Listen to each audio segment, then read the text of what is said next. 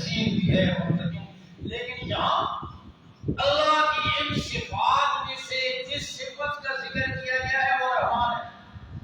رحمان کا معنی بہت زیادہ رحم کرنے والا، بار بار رحم کرنے والا. اس صفت رحمان کو ذکر کرنا ہے. فرمایا الرحمن علم القرآن، رحمان نے قرآن سکھایا، یعنی اس کی رحمت ہے کہ وہ قرآن سکھا دیتے ہیں. اس کی رحمت ہے کہ یہ سینوں میں محفوظ ہو جاتا ہے. اس کی رحمت ہے کہ اس کے علم حاصل ہو جاتا ہے. اس کی رحمت ہے کہ زبانوں پر اس کی تلاوت آ جاتی ہے. اس کی رحمت ہے کہ چھوٹے چھوٹے بچوں اور بچیوں کے سینوں میں اللہ اس قرآن کو محفوظ کر دیتا ہے. اس کی خاص رحمت تو ایک اپنی صفت رحمت کو ذکر کروایا. الرحمن علم القرآن، رحمان نے قرآن سکھایا. خلق الانسان، انسان کو پیدا کیا. آپ غور فرمائیں، تعلیم قرآن کا ذکر پہلے اور تخلیق انسان کا ذکر. حالانکہ آدمی پہلے پیدا ہوتا ہے یا پہلے قرآن پڑھتا ہے؟ پڑھنے کی بات پہلے پیدا ہوتا ہے پھر اس کے بعد قرآن پڑھتا ہے. لیکن اللہ نے تعلیم قرآن کا ذکر پہلے اور انسانی تخلیق اور پیدائش کا ذکر کیوں؟ اللہ کا کلام ہے اور وہ حکیم ہے. رحمان اس حکیم کا کوئی کام حکمت سے خالی نہیں. تو تعلیم قرآن کا ذکر پہلے کیوں فرمایا؟ اس لیے کہ رب العالمین بتانا چاہتے ہیں انسان بنے گا اس وقت جب قرآن کی تعلیم کو حاصل کرے گا، قرآن سے وابستہ ہوگا، قرآن کی تعلیم کو حاصل کرے گا. جب تک قرآن کی تعلیم سے وابستہ نہیں ہوگا، یہ 3 پیس سوٹ پہنا ہوا لینڈ کروزر اور تجاروں میں پھرتا ہوا سانپ، بھیڑیا، بچھو، درندہ تو ہو سکتا ہے لیکن انسانی ڈھانچے میں یہ حیوان ہوگا، انسانی ڈھانچے میں یہ درندہ ہوگا، انسانی ڈھانچے میں یہ سانپ اور بچھو ہوگا. اس لیے قرآن سے وابستہ انسان کو انسان بنانے کا علم اللہ نے قرآن میں. باقی انسانی ضروریات ہیں، اس کی پیٹ بھرنے کا ذریعہ ہے، ان کا انسانیت سے کوئی تعلق.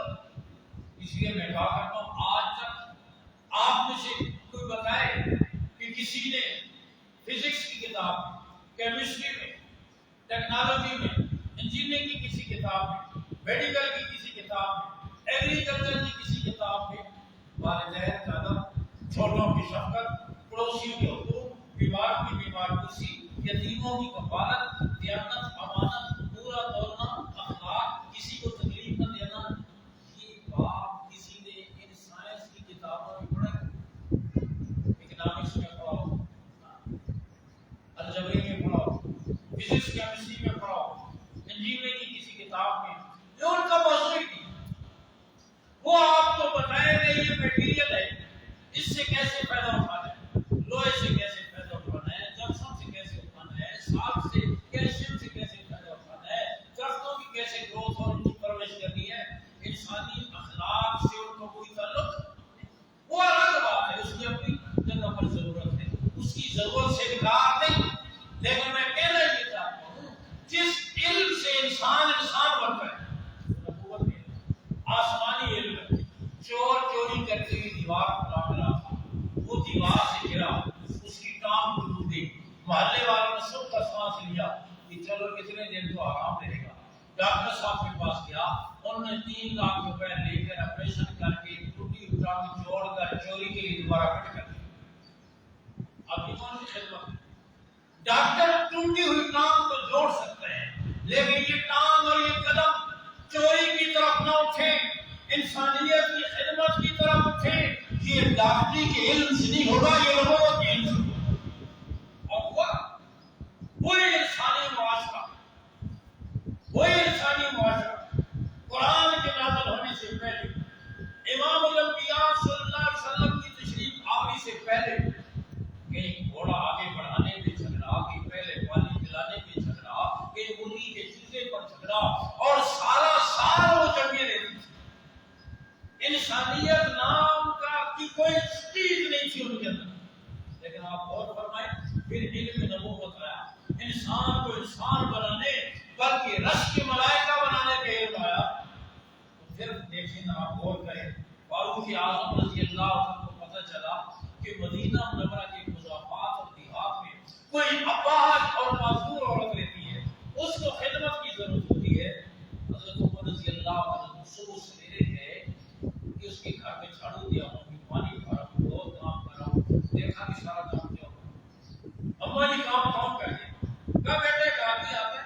نام نہیں بتاتا، یہ کام کر کے چلا جاتا۔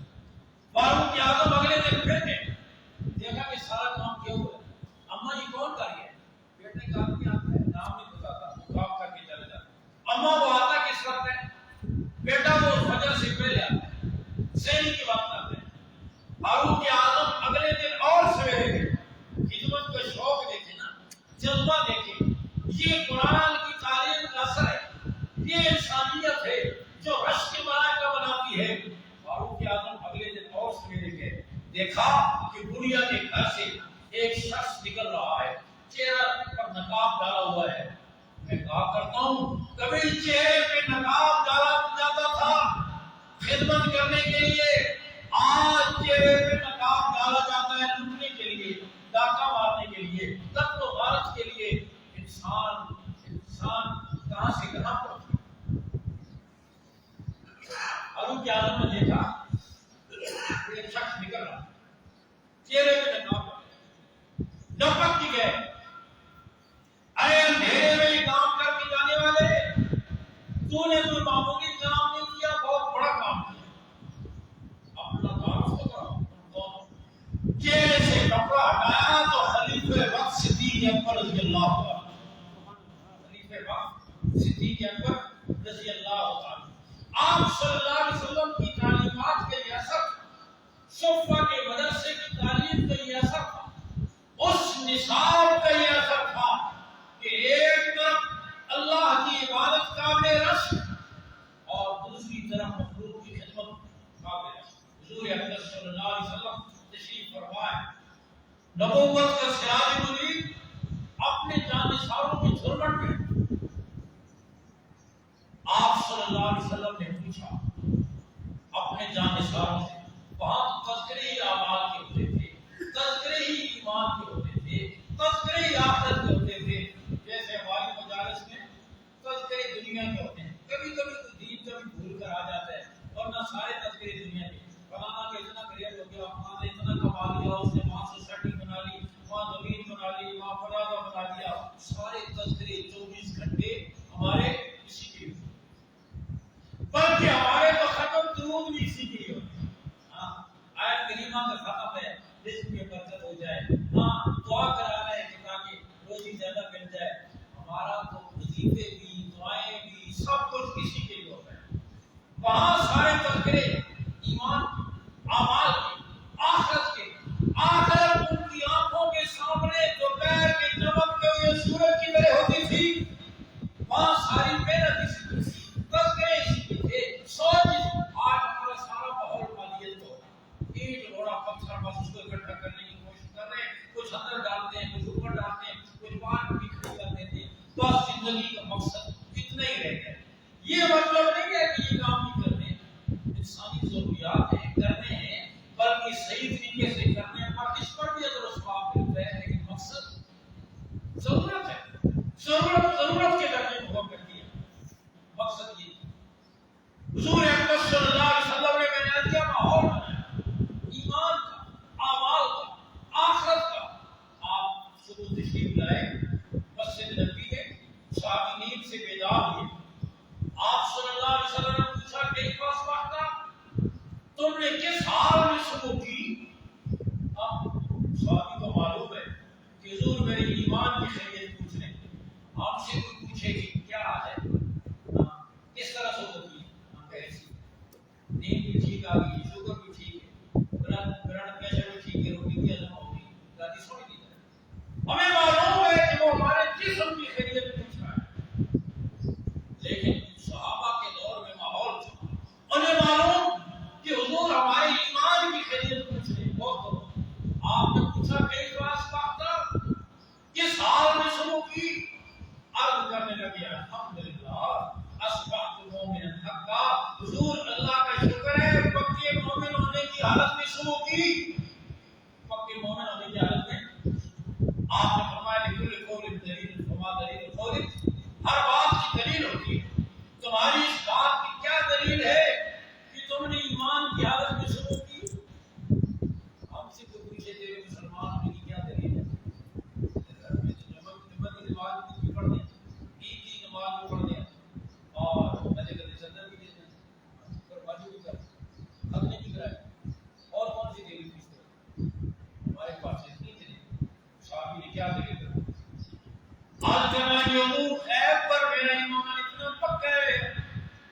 گویا زمین پر بیٹھے تو میں دیکھ رہا ہوں کہ جنت والے خوشیاں منا رہے ہیں، زمین پر بیٹھے جنت میری آنکھوں کے سامنے، میں دیکھ رہا ہوں کہ جنت والے خوشیاں منا رہے ہیں، اور اپنی آنکھوں سے گویا دیکھ رہا ہوں کہ جہنم والے کی خود پکار میں آہو پکار میں، اور فرشتوں کے اعمال کے لکھنے کی قلم کی جو آواز ہے، اعمال لکھنے والے فرشتوں کے قلم کی آواز گویا میں اپنے کانوں سے سن رہا ہوں۔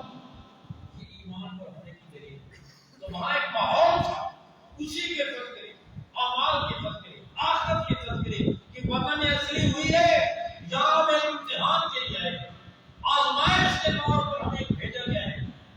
آپ صلی اللہ علیہ وسلم میں عرض کر رہا تھا اپنے جانشینوں کے جھرمٹ ایسے انسان بنے، میں عرض کر رہا تھا انسان بنتا ہے کہ نبوت سے، انسان بنتا ہے وحی کے علم سے، انسان بنتا ہے نبوت کی تعلیمات سے۔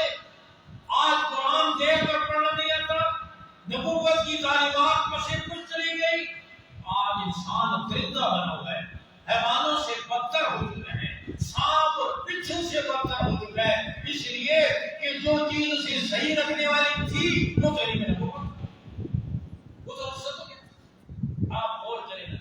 ایسے کامل انسان تھی آپ صلی اللہ علیہ وسلم نے فرمایا بتاؤ نا نفلی روزہ کس نے رکھا؟ صدیق اکبر کے حضور میں نے۔ آپ نے فرمایا قرآن کی تلاوت کس نے کی؟ ابو بکر حضور میں نے۔ آپ نے فرمایا نفلی صدقہ کس نے کیا؟ صدیق اکبر حضور میں نے۔ آپ نے فرمایا یتیم کے سر کی شفقت کا ہاتھ کس نے پھیرا؟ صدیق اکبر حضور میں نے۔ آپ نے فرمایا راستے سے تکلیف دینے والی چیز کس نے ہٹائی؟ صدیق اکبر حضور میں نے۔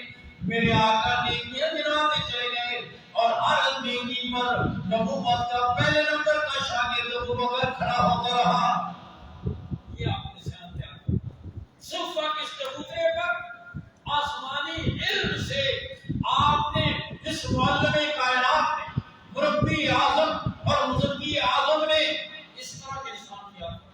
آپ نیکیاں گنواتے چلے گئے اور ہر نیکی پر ابو بکر کھڑے ہوتے تھے۔ یہ منظر دیکھ کر رحمت دو عالم صلی اللہ علیہ وسلم نے فرمایا ابو بکر کل قیامت کے دن کچھ خوش قسمت ایسے ہوں گے جنہیں جنت کے 8 دروازوں سے بلاوے کی آواز آئے گی، ہر دروازہ کھول اٹھے گا، ہر چوکھٹ پکارے گی، تم نے تو جنت میں جانا ہے، میرے بیچ میں سے گزر جاؤ گے تو میری بھی عزت افزائی ہو جائے گی۔ ہر دروازہ کھول ہر چوکھٹ پکارے گی، تم نے تو جنت میں جانا ہے، میرے بیچ میں سے گزر جاؤ گے تو میری بھی عزت ہو جائے گی۔ اس لیے میں کہتا ہوں کل قیامت کے دن اور لوگ جنت کو تلاش کر رہے ہوں گے، جنت صحابہ کو تلاش کر رہی ہوگی۔ اور یہ کون سا نصاب تھا جو صفہ کے چبوترے پر صفہ اس مدرسے میں پڑھایا گیا؟ یہ نصاب میرے رب نے بھیجا، جبریل امین لے کر آئے، حضور صلی اللہ علیہ وسلم کی مبارک سینے پر نازل ہوا، آپ نے یہ نصاب حضرات صحابہ کرام کو پڑھایا۔ تو پھر میں عرض کر رہا ہوں وہ انسان وہ عبادت کس معیار پر، عبادت کس معیار پر، اخلاق کس معیار پر، ایثار کس معیار پر، شجاعت کس معیار پر، فکر آخرت کس معیار پر، دین کے لیے مجاہدے اور قربانیوں کس معیار پر، یا کل حرام میں نے عرض کیا ایک طرف اللہ کی ذات کے ساتھ بھی تعلق کمال درجے کا، اللہ کی مخلوق کے ساتھ بھی تعلق کمال درجے کا، آپ صلی اللہ علیہ وسلم نے یہ انسان تیار فرمایا۔ اور یہ میں نے عرض کیا غار حرا میں مدرسہ قائم ہوا، پھر دار ارقم میں منتقل ہوا، مکہ مکرمہ میں پہاڑ کی چوٹی پر دار ارقم سے یہ منتقل ہوا، مدینہ منورہ میں صفہ کے چبوترے پر، اور آج پوری دنیا کے جتنے مدرسے ہیں صفہ کے اسی مدرسے کی شاخیں ہیں جو آپ صلی اللہ علیہ وسلم نے وہاں قائم فرمایا۔ اور میں نے عرض کیا کہ انسان بنانے کا یہ نصاب میرے رب نے آسمانوں سے بھیجا۔ آج ہمیں کہا جاتا ہے مدارس کا نصاب تبدیل کریں، ہم نے کہا ہمارا نصاب رب نے بھیجا ہے، جبریل امین لے کر آئے، حضور صلی اللہ علیہ وسلم کے سینے پر نازل ہوئے،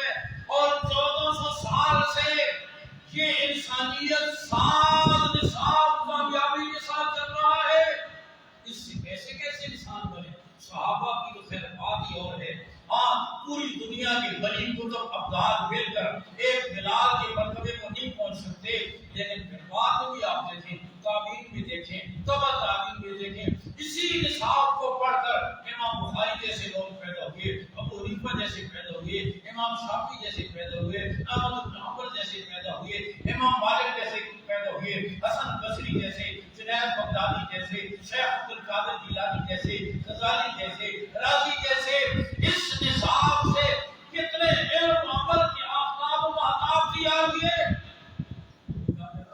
اس نصاب کو تبدیل کرو۔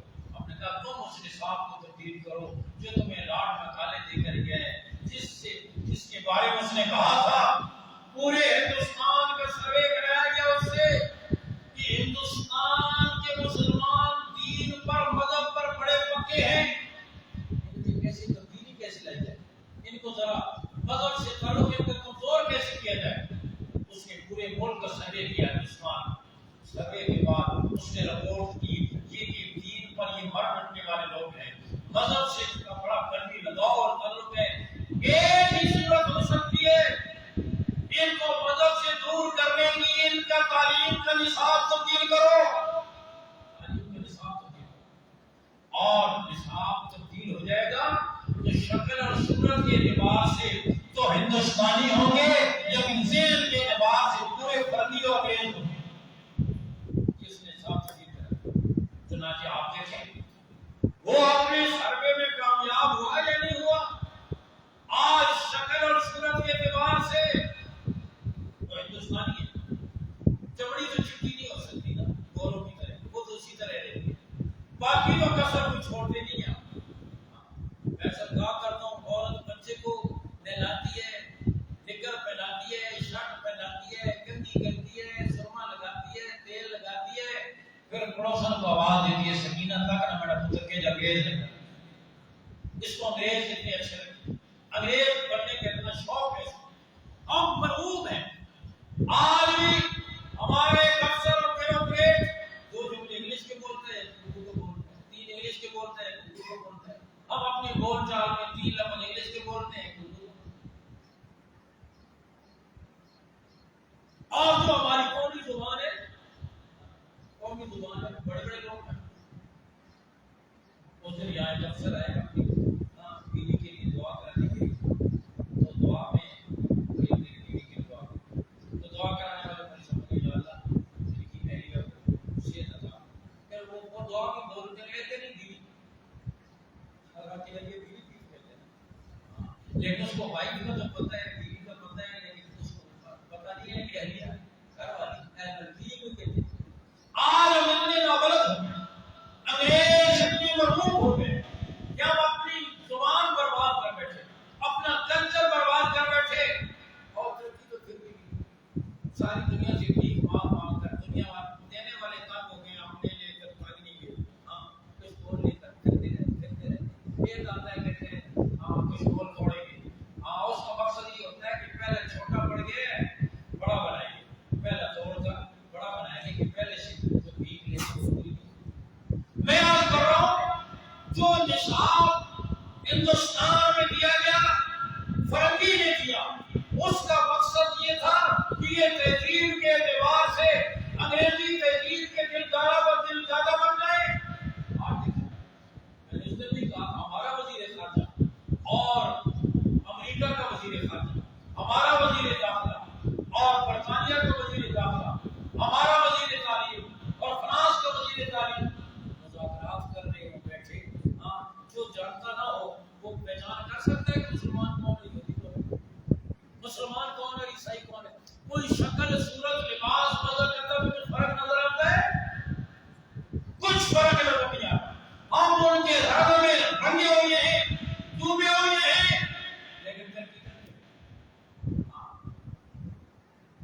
میں آپ کر رہا ہوں جس علم سے انسان بنتا ہے وہ نبوت کے آسمانی ہے، وہی کا علم ہے، اور پھر میں نے عرض کیا صحابہ سے تابعین میں تبع تابعین میں یہ علم منتقل ہوا، اور پھر حضور اقدس صلی اللہ علیہ وسلم نے جو ادارہ قائم کروایا، صفہ کا جو ادارہ، عام طور پر ایک ادارے میں ایک قسم کے لوگ پیدا ہوتے ہیں، ایگریکلچر یونیورسٹی میں زراعت کے ماہرین پیدا ہوتے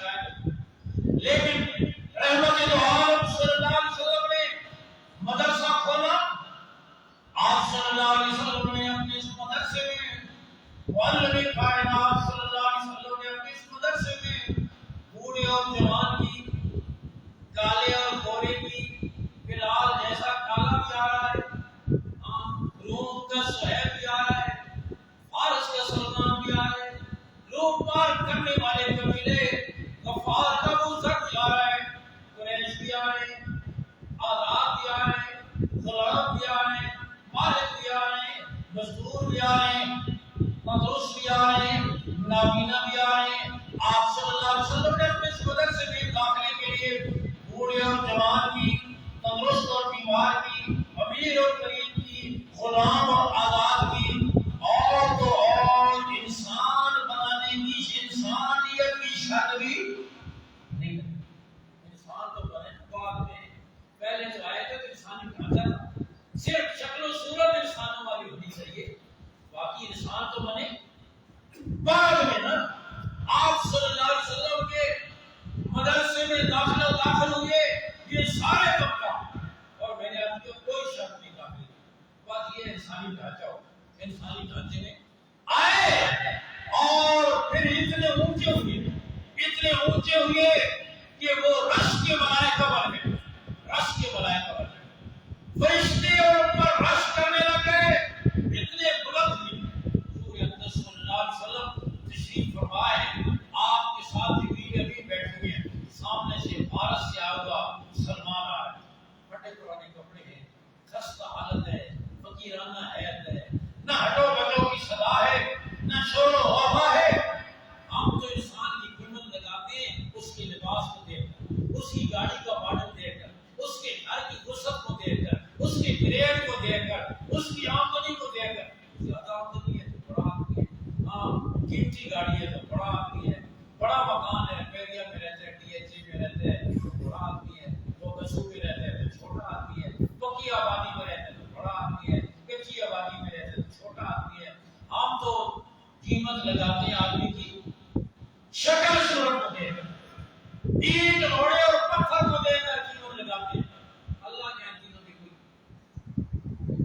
حضور صلی اللہ علیہ وسلم تشریف فرمایا، ایک آدمی گزرا، صحابہ ساتھ بیٹھے، بڑے کر و فر، بڑی شان و شوکت کے ساتھ، ہٹو بٹو کی صدا ہے، شور و غوغا ہے، پروٹوکول ہے. آپ صلی اللہ علیہ وسلم کے صحابہ سے پوچھا تمہاری نظر میں کیسا آدمی ہے؟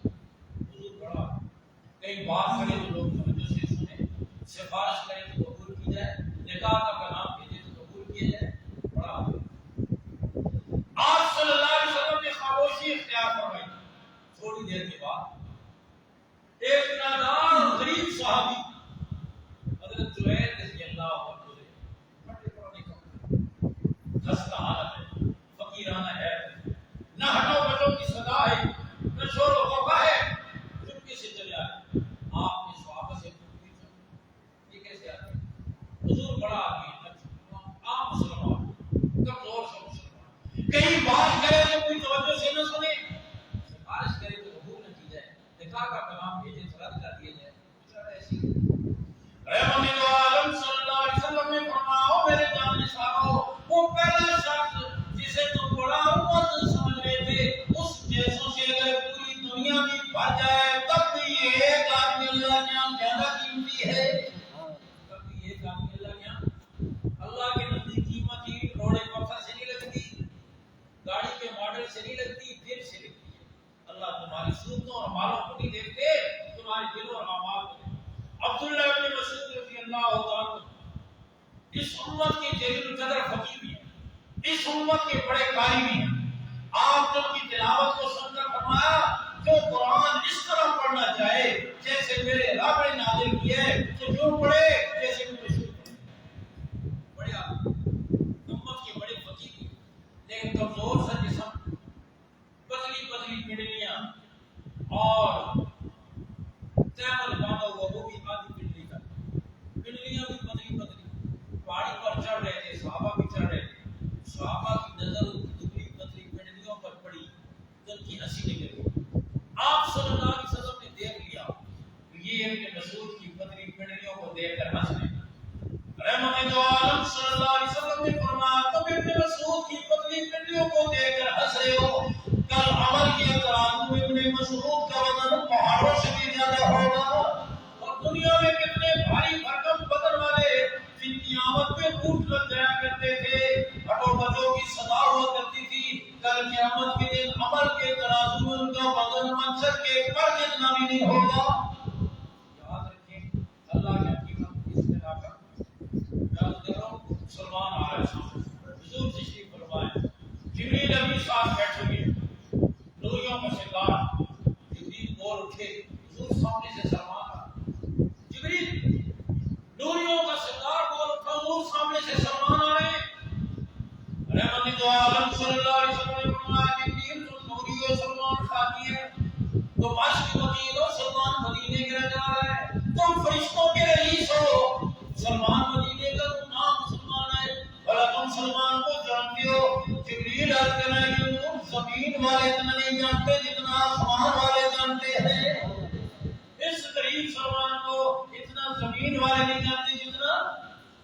آسمان والے جانتے کیوں؟ پلازے بہت ہے نہیں نہیں، بڑا ٹرانسپورٹر ہے نہیں نہیں، 22ویں گریڈ کا افسر ہے نہیں نہیں، سلمان میں دو خوبیاں ہیں، ایک سلمان سورہ اخلاص کی تلاوت بہت کرتے ہیں، دوسرا سلمان میں عاجزی بہت ہے۔ ان دو خوبیوں کی بنا پر سلمان کا آسمانوں پر اتنا چرچا ہے، اتنا تعارف ہے، جتنا زمین پر تعارف نہیں ہے۔ میں آج کل کی قیمت کیسے لوں؟ اس آسمانی علم سے وابستہ قرآن سے وابستہ حضور صلی اللہ علیہ وسلم کی تعلیمات سے وابستہ آپ کی سچی غلامی، آپ کی اداؤں پر مر بیٹھنا، اس بنا پر پھر اللہ رب العزت نے انہیں پھٹے پرانے کپڑوں میں وہ عزت دی، کیسر اور کسرا کا غرور خاک میں ملا، وہ ان کے قدموں میں آئے اور اللہ رب العزت نے ان کو دین اسلام کی وجہ سے بلندی عطا کی۔ آج ہم یاد رکھیں، دین عزت والا جو دین کے ساتھ ملے گا وہ بھی۔ منافقین نے کہا تھا، عبداللہ ابن ابی نے غزوہ احد سے واپسی پر ہم دلیلوں کو مسلمانوں کو نکال دیں، ہم مقامی لوگ ہیں، یہ مہاجر آئے ہوئے ہیں مکے سے اور یہاں مالک میں بیٹھے ہیں۔ یہ تعصب کا یہ نعرہ، قومیت کا یہ نعرہ منافقانہ نعرہ ہے، مسلمان کا نہیں۔ مسلمان تو مشرق کا ہو یا مغرب کا، کالا ہو یا گورا ہو، عرب ہو یا عجم ہو، وہ اس کرنے کی بنیاد پر بھائی ہیں۔ تعصب کے یہ نعرے، لسانیت کے، قومیت کے، رنگ و نسل کے، وطنیت کے یہ نعرے کافرانہ اور منافقانہ نعرے ہیں، اسلام کے نعرے نہیں ہیں۔ اسلام نے تو عرب اور عجم کو، کالے اور گورے کو، عربی اور غیر عربی کو اس طرح جوڑا کہ ایک ہی صف میں کھڑے ہو گئے، محمود و یاد، نہ کوئی بندہ رہا نہ کوئی بندہ نواز۔ حضور صلی اللہ علیہ وسلم نے امت بنائی، ان سارے تصورات کو ختم کر اس نے کہا تھا،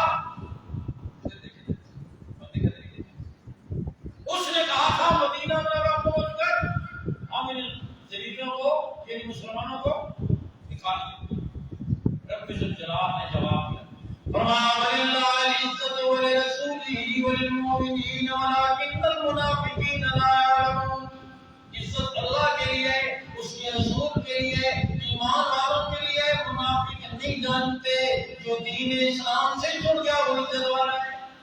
آج بھی آپ دیکھیں اور کریں، قرآن عزت والا جو قرآن کے ساتھ جڑ گیا وہ بھی عزت والا۔ میں رمضان سے ایک دن پہلے لیاقت باغ کے سامنے جو مسجد ہے، میں وہاں کیا پروگرام تھا، بیان سے پہلے ایک قاری صاحب نے تلاوت، بڑی خوبصورت تلاوت، لیکن غربت قاری صاحب کے لباس سے ٹپک رہی تھی، خستہ سی حالت، خستہ سا لباس۔ میں نے بیان میں لوگوں سے پوچھا کل پہلی طرح ادھر سے آپ کی قاری صاحب آ جائیں، صدر آ جائیں، وزیر اعظم آ جائیں، چاروں صوبوں کے وزرائے اعلیٰ آ جائیں، پارلیمنٹ کے ممبران آ جائیں، کمشنر آ جائیں، چیمبر آف کامرس کا صدر آ جائیں، قاری صاحب کو مسلح پر کھڑا کرو گے یا انہیں کھڑا کرو گے؟ آپ بولو، آپ کو ایسا کرنا پڑے تو کیا کرو گے؟ کہا قاری صاحب کو کھڑا۔ میں نے کہا یہ پھٹے پرانے کپڑوں والا، ہاں خالی جیب والا، جس کی تنخواہ کسی سکیل میں آتی نہیں۔ کئی لوگ آپ سے پوچھے بھائی صاحب آپ کی تنخواہ کا سکیل کیا ہے؟ میں کہتا ہوں ہماری تنخواہ کسی سکیل میں نہیں آتی، یا کوئی سکیل ہماری تنخواہ میں نہیں آتا، ہم تو وظیفے پر چلتے ہیں۔ اگر ایمان پر خاتمہ ہو گیا تو گریڈ تو میرا رب میدان حشر میں ہے۔ دنیا میں کوئی کسر کر کتنے گریڈ پر پہنچ جائے، 22ویں تک، پھر کبھی ریورس گیئر لگ جاتا ہے، چیئرمین کے حوالے ہو جاتا ہے، لیکن فرمایا میرا رب میدان حشر میں۔ رب ذوالجلال فرمائیں گے اپنے قرآن سے تو نے دنیا میں پوریوں چٹائیوں پر بیٹھ کر روح کی سوگی کھا کر دہشت گردی کے تانے سن کر میری کتاب کو اپنے سینے سے لگائے رکھا، آنا آج میں تجھے نواز دوں، قرآن پڑھتا جا، جنت کے درجوں پہ چڑھ 6,500 کے جائے لاتے تو پڑھ دیتے اتنے گریڈ اور درجے میں بلند کر دوں گا. میں نے کہا یہ غریب قاری صاحب اللہ اکبر کہے گا تو اللہ اکبر کہیں گے, یہ رکوع میں جائے گا تو رکوع میں جائے گا, یہ سجدے میں جائے گا تو سجدے میں جائیں گے. قاری صاحب کو بھی جوش آ گیا اور انہوں نے ایک رکعت میں ایک رکوع کی بجائے آدھا پارا پڑھ لیا. پیچھے وہ دورے تیرے کے لیکن جا سکتے آپ میں کہنے بات ہو برداشت کرنے 10 دن اور دینا پڑتا لیکن جا سکتے. آج دنیا میں اللہ نے اسے یہ عزت کی, کل میدان حشر میں پڑھتا جائے گا جنت کے درجوں میں چڑھتا.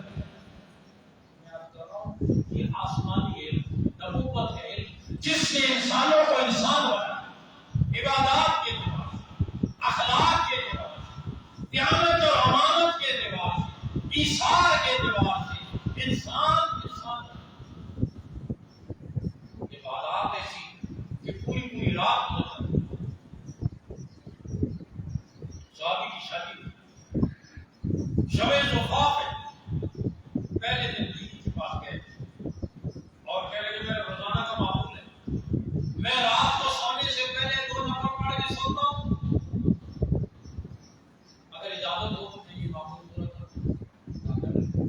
اب 2 نفل کی نیت بانی, میرے آپ جیسا ہوتا نا تو اس نے نفل کیا پڑھ کے نماز بھی بھول جاتا, اور اگر نفل پڑھتا نہیں تو پہلے 5 منٹ میں پڑھتا تھا, اسے 2 منٹ میں وہ قبلہ کی طرف دیکھ بیوی کی طرف اکٹھا ختم کرتا. لیکن وہ صحابی نیت کی 2 نفل کی اور سلام اس وقت پھیرا جب فجر کی اذان ہوئی. کیا حلاوت تھی, کیا انسان تیار کیے میرے آقا نے صفہ کے چبوترے پر.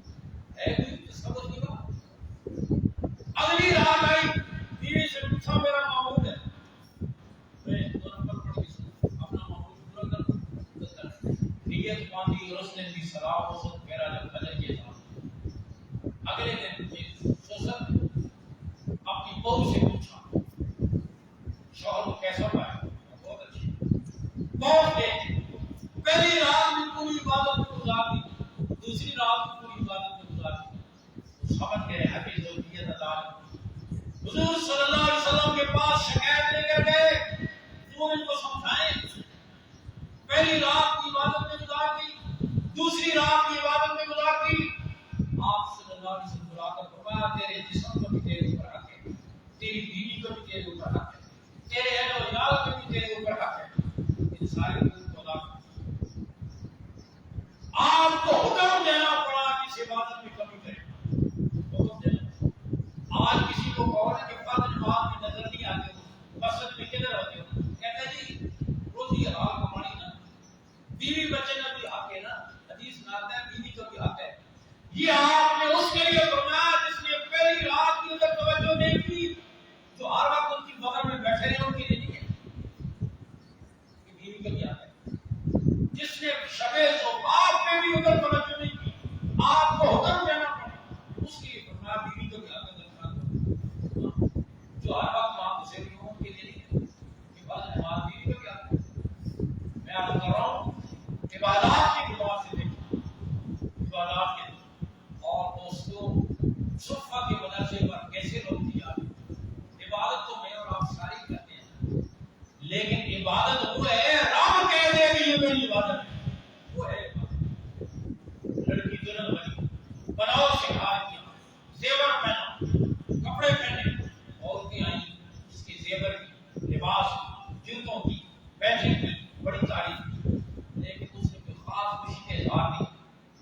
کسی عورت نے کہا اتنے لوگوں نے تیری تعریف کی لیکن تو نے کسی خاص رد عمل کا اور خوشی کے اظہار نہیں کیا.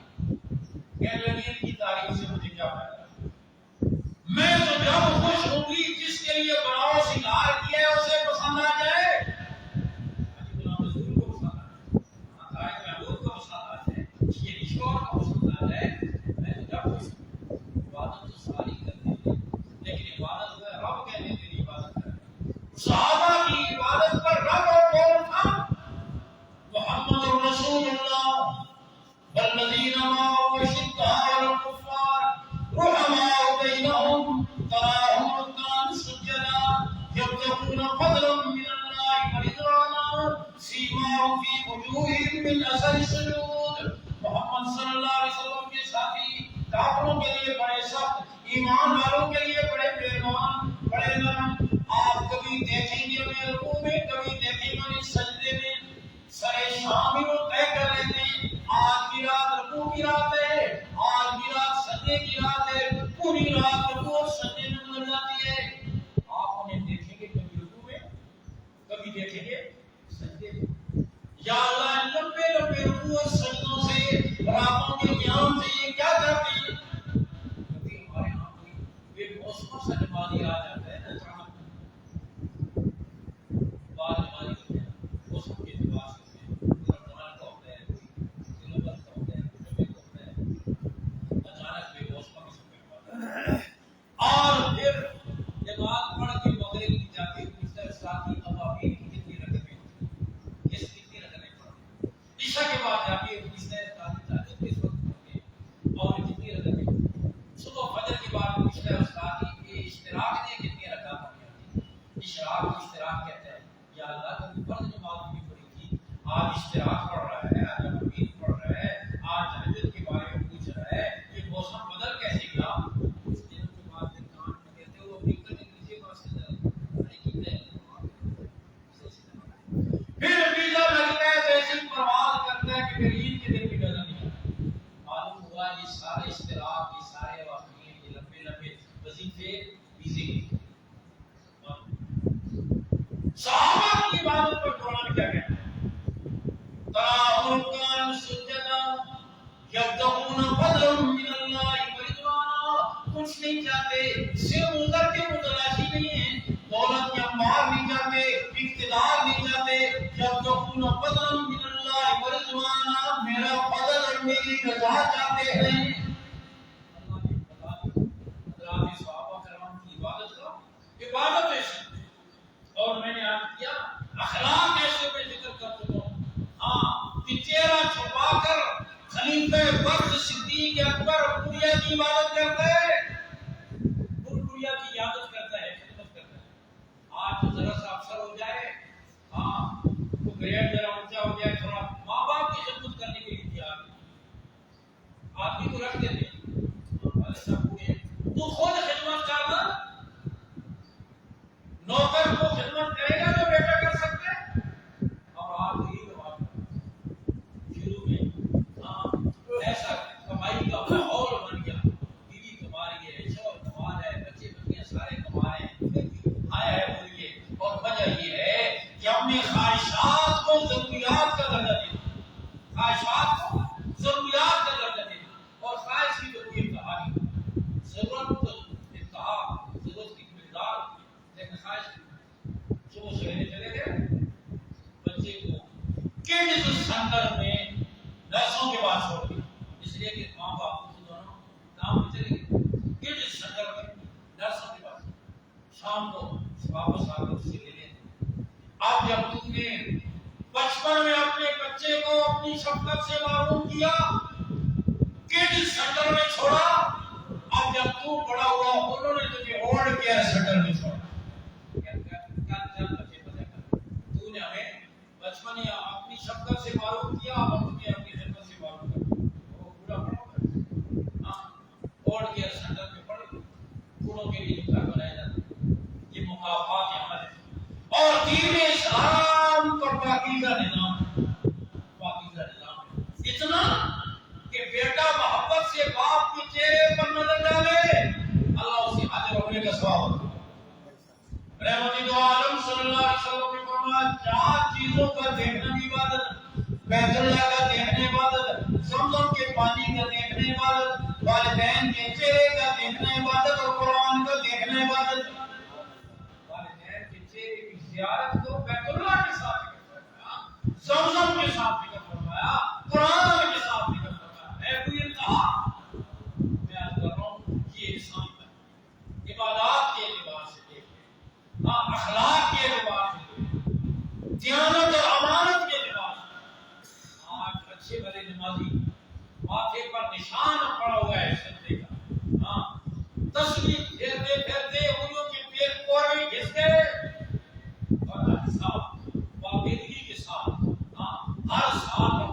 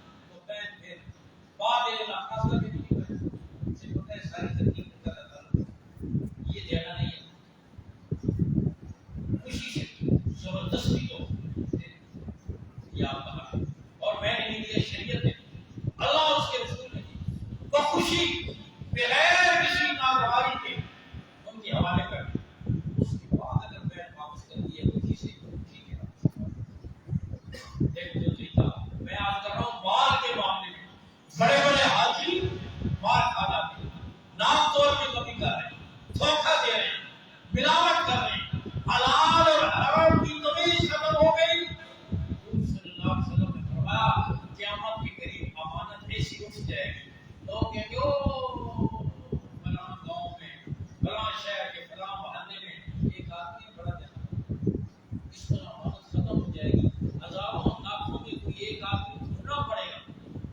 آج کسی کے ساتھ معاملہ کر کے دیکھیں، آج روپے کے پیسے کھا کر لوگ چلے جاتے ہیں، آدھیوں کے پیسے جمع کر کر کے کوئی کام بدل ہے ہی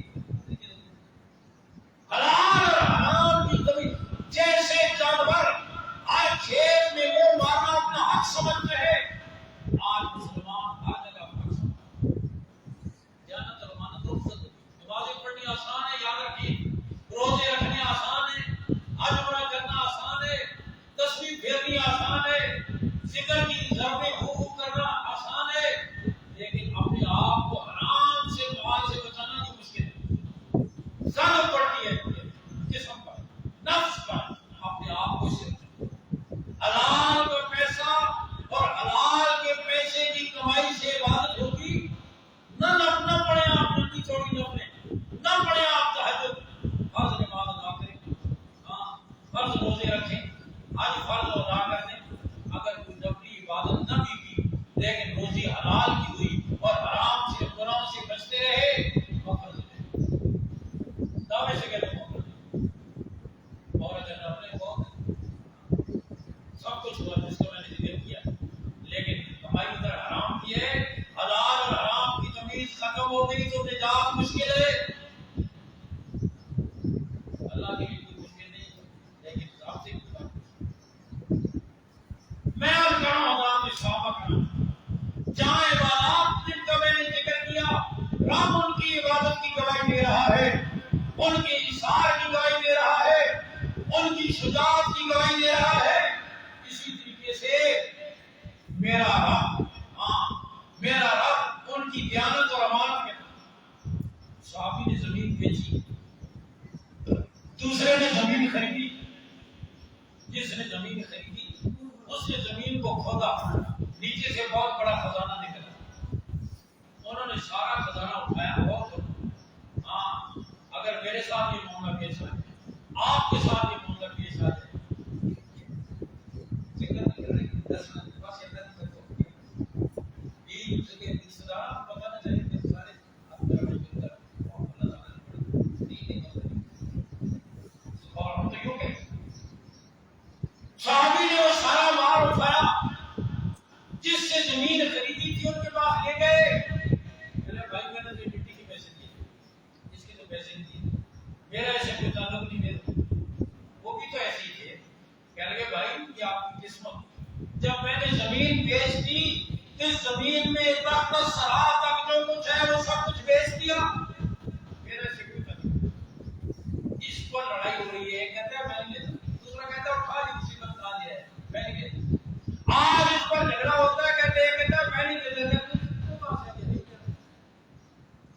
دونوں کا اس پر جھگڑا ہو گیا، کہتا ہے میں نہیں لیتا، دوسرا کہتا ہے میں نہیں لیتا۔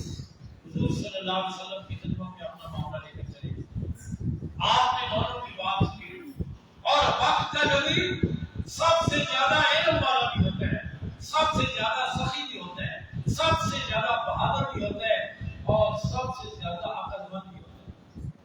کہتے ہیں یک من علم را دام نکل ہے، ایک من علم کے لیے 10 من عقل کی ضرورت ہے۔ بعض اوقات علم ہوتا ہے اصل میں ادھر گجرات کی طرف ایک بھائی صاحب نے کسی گاؤں میں اور لوگوں سے بات اتنی کرنی چاہیے کہ ان کی سمجھ میں آئے، حدیث شریف میں آتے ہیں لوگوں کے عقل کے مطابق ان سے بات کرو، ان کی عقل سے ان کی بات مت کرو۔ مولوی صاحب نے کہیں بات کی کہ سید کو نگار ہوگا تو وہ بھی جانا نہیں چاہتا، گاؤں کے لوگ بگڑ گئے، مولوی صاحب کی غلط بات کہتے ہیں سید جب جنت میں جائے گا سید کہاں سے، شکایت لے کر اسی گاؤں کے دوسرے مولوی صاحب کی بات کریں گے، وہ سمجھدار لگے نہیں، سید کہاں سے جنت میں جائے گا، وہ تو بڑا آدمی ہوتا ہے لیکن خود چل پڑے گا تو روٹی کو بھول بتا یہ بات دونوں نے ہوئی، جو گناہ کر رہا ہے وہ خود ہی، وہ بڑا آدمی ہوتا ہے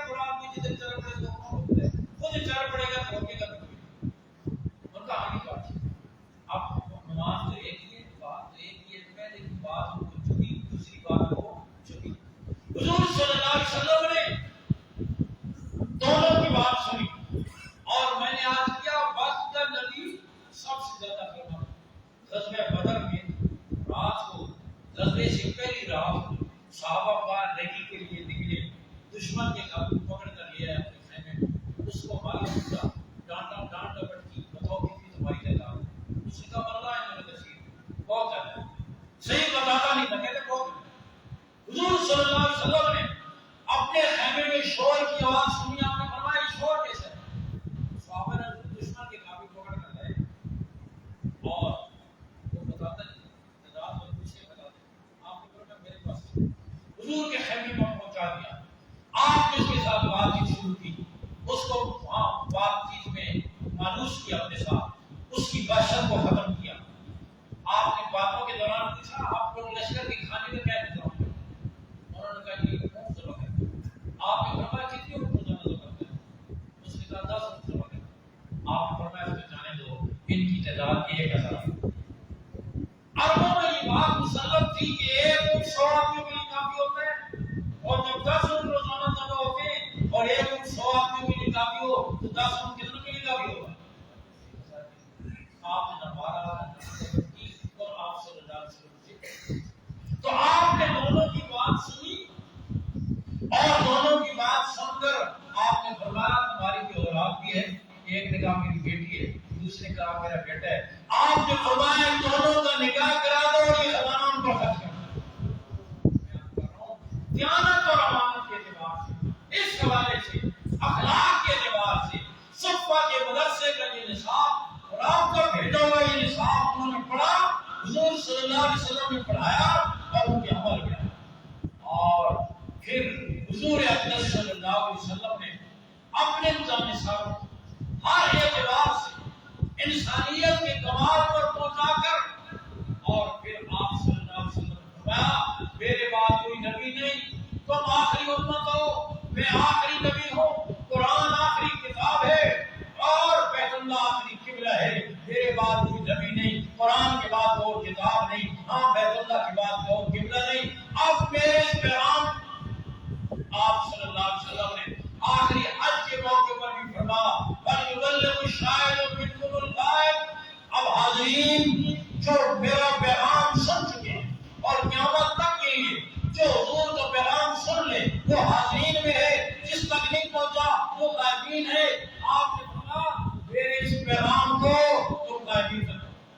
آپ صلی اللہ علیہ وسلم نے پوری امت کو اپنے اس دین اسلام، یہ دین کا علم جو آپ نے صبح کے چبوترے پر مسجد نبوی میں سفر اور حضر میں عرفات اور منا میں سفر اور حضر میں آپ صلی اللہ علیہ وسلم نے جو دین امت تک پہنچایا، اس دین کو امت تک قیامت کے آخری انسان تک پہنچانے کی ذمہ داری آپ نے امت کے سپرد، اور آپ صلی اللہ علیہ وسلم کی امت حضرات صحابہ کرام نے اس ذمہ داری کو ایسا پورا کیا کہ حضرات صحابہ کرام غور فرمائے، اونٹوں پر سفر کر کے، سڑکیں نہیں، پل نہیں، نقشے نہیں، ریلیں نہیں، سہولتیں نہیں، اونٹ کی اوجنوں کا پانی پی کر، پاؤں میں درختوں کے پتے باندھ کر غزوہ ذات الرقاع، ایک مستقل غزوہ رقاع، کاغذ کے چیتھروں، کپڑے کے چیتھرے کو کہتے ہیں،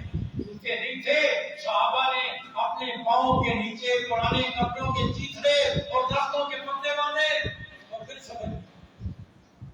اونٹ کی اوجنوں کا پانی پی کر، ایک کھجور کی گٹھلی روزانہ چوس کر، اور صحابہ نے اس دین کو پوری امت تک پہنچایا، پوری امت تک پہنچایا، ہاں دنیا کے کونے کونے میں پہنچایا، اور حضور صلی اللہ علیہ وسلم کے اس حکم کی خاطر ہر قربانی دی، ہر قربانی۔ باقی بیوی بچوں کا چھوڑنا تو ان کے لیے کوئی مشکل ہی نہیں تھا نا، میں نے آج کیا حضور کی جدائی کو برداشت کیا، یہ ان کے لیے سب سے مشکل چیز تھی۔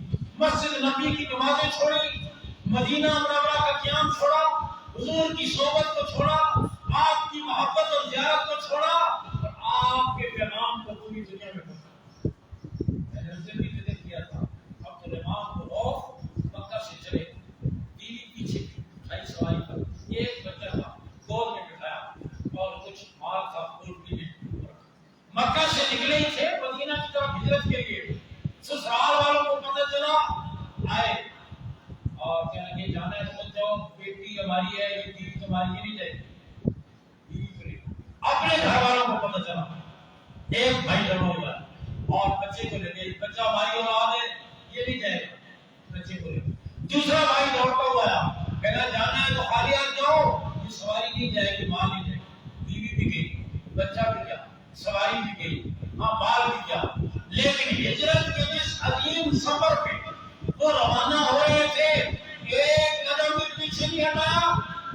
ایک قدم میں کہا کرتا ہوں کہ تبدیل والے تبدیل کہتے رہتے ہیں تو چیزیں کے لیے جاؤ، 2 سال سے چیزیں کر رہے ہیں حاجی صاحب کی چیزیں کے لیے جانا تو جیسے اس کو جانا تھا دور میں دیکھا تو پھر حاجی صاحب کہہ نہیں ہو وہ استاد کی وہ تکیہ جگہ میں رکھنا نہ سرے تک وہ نہیں کہنا ماں اس کو غیر نیندر ہی نہیں آئی، میں چلو پھر دے چلے آج ہمارے راستے میں جو تکیہ رکاوٹ بن جاتے ہیں، گھر کی چائے رکاوٹ بن جاتی ہے، گھر کے کھانے رکاوٹ بن جاتے ہیں، اور پھر طرح طرح کی حجتیں کرتے ہیں، طرح طرح کی حجتیں، وہ یہ بھی کتوں میں نہیں آپ کو بھی موقع نہیں، ہاں ہمارے بزرگ کہنے لگے میں نے ایک آدمی سے کہا تھوڑا بہت لوگوں کو دین نہ مفتی صاحب مجھے سمجھ میں نہیں آتی کہ ٹوپی آدمی پہن لیا تو چاپ کا اچھا بات پر ایک دروازے پر ایک دروازے پر مجھے کس سمجھ نہیں میں کہ چل آ جائے گیا کہنا یہ الیکشن کا دور ہے، میں جمعہ پڑھا کر واپس جا رہا تھا،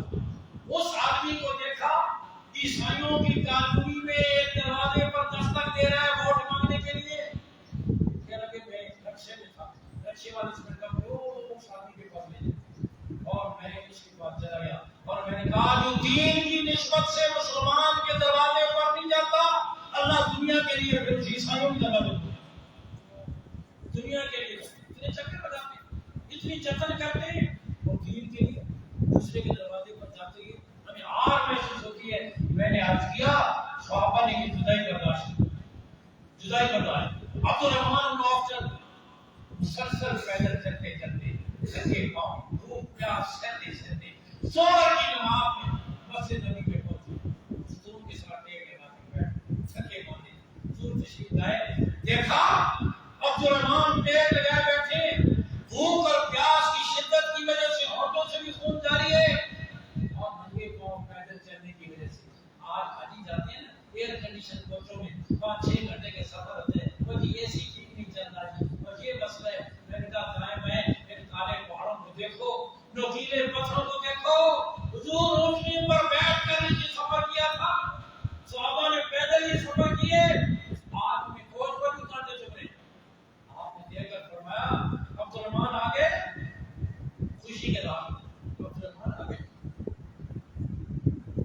جی ہاں آ گیا، فرمایا کیسے آئے؟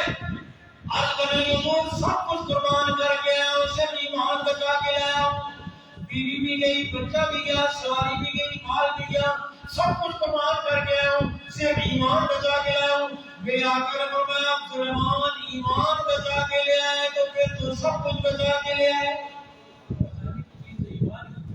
کوئی چیز بھی غزوہ آزاد کی سردی، غزوہ تبوک کی گرمی، مصعب بن عمیر کی جوانی، ابو ایوب انصاری کا بڑھاپا، ابو ہریرہ اور معاذ بن جبل کی علمی مصروفیات، عبد الرحمن بن عوف کی تجارت، ابو ہریرہ کی غربت، کوئی چیز بھی ان کے راستے میں رکاوٹ نہیں بنی اور اللہ کا پیغام پوری دنیا میں پہنچا۔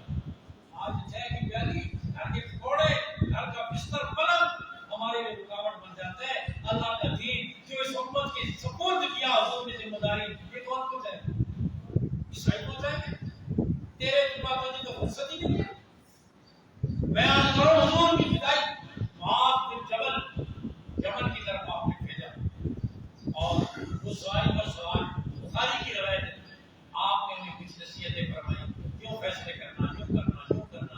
پھر معاذ نے نیچے اترنا، حضور نیچے سے تشریف فرمائے، وہ سواری پر ہے، انہوں نے نیچے حضور بیٹھتی ہے، میں سواری پر، آپ نیچے فرمائے نہیں اپنی جگہ پہ رہو، تم اللہ کے راستے میں جا رہے ہو، میں تمہیں رخصت کر رہا ہوں۔ پھر آخر میں آپ نے ایک بات فرمائی اور بات وہ صحابی ہے، حضور نے فرمایا واللہ انی لأحبک یا معاذ، معاذ اللہ کی قسم مجھے تم سے محبت ہے، مجھے تم سے محبت ہے۔ تو معاذ کو کتنی محبت ہوگی؟ پھر آپ نے جملہ فرمایا معاذ ہو سکتا ہے آج کی ملاقات آخری ملاقات ہو، پھر تم مجھے نہ دیکھ سکو، یمن سے تمہاری واپسی ہو تو اللہ کا قبول والا فوری ہو سکتا ہے، تمہاری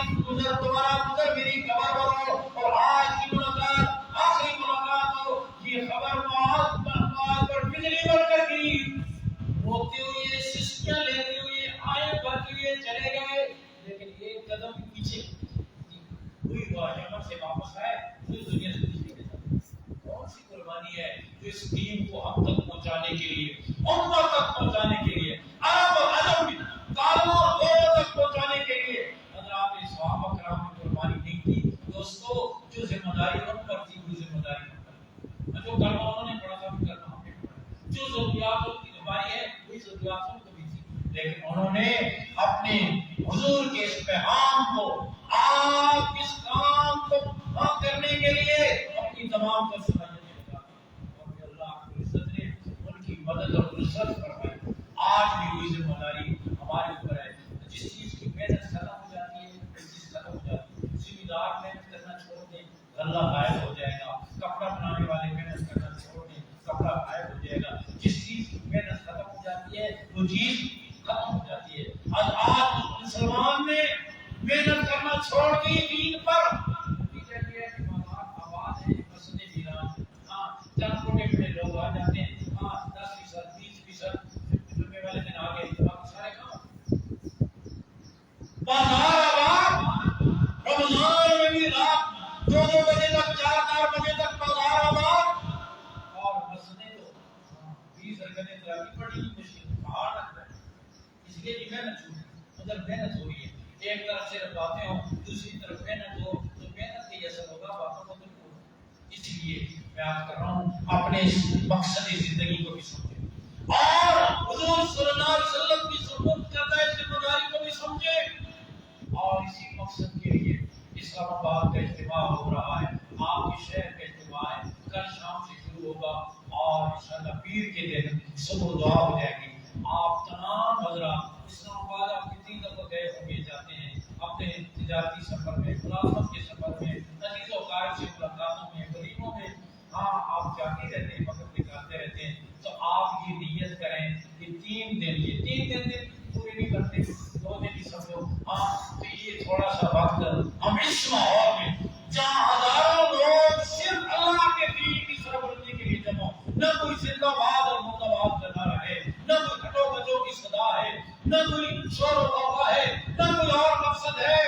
مقصد صرف یہ ہے حضور کا دین پوری امت میں پہنچ جائے, پوری دنیا میں پھیل جائے. اس مبارک مقصد کے تحت جہاں لوگ جمع ہوں اور ان پر رحمتوں کی بارش, برسات کی بارش سے زیادہ ان پر رحمت برستی ہے.